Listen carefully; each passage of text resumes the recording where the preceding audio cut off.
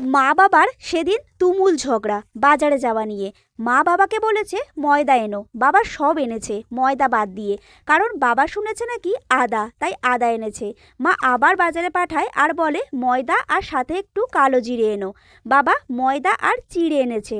ব্যাস, মা তো রেগে আগুন, বলে বসলো একে বাজারে পাঠানো আমার অন্যায় হয়েছে। তাই জলখাবারে সেদিন লুচি আর হলো না, দেরি হয়ে গেল বলে মুড়িই খেলাম। বাবা দানার জন্য ডয়রা কলা খেতে একদম পছন্দ করে না, মা সেটা জানে, তাই আমাকে বলল আজ বাবার শাস্তি, তুই চিংড়ি মাছ দিয়ে ডয়রা কলা রান্না কর। আমার তো খুবই ভালো লাগে, তাই বানিয়ে ফেললাম।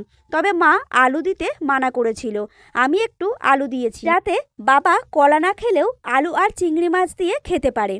মা বাবাকে খেতে দিয়ে কলাটাই বেশি করে দিয়েছে ইচ্ছে করে। বাবা বুঝতে পেরেছে মা রেগে আছে। বাবা খেতে খেতে হাসছে আর বলছে, খেতে বসে কুটনো কাটা আমার একদম ভালো লাগে না। আমি আর মা হো হো করে হেসে ফেললাম।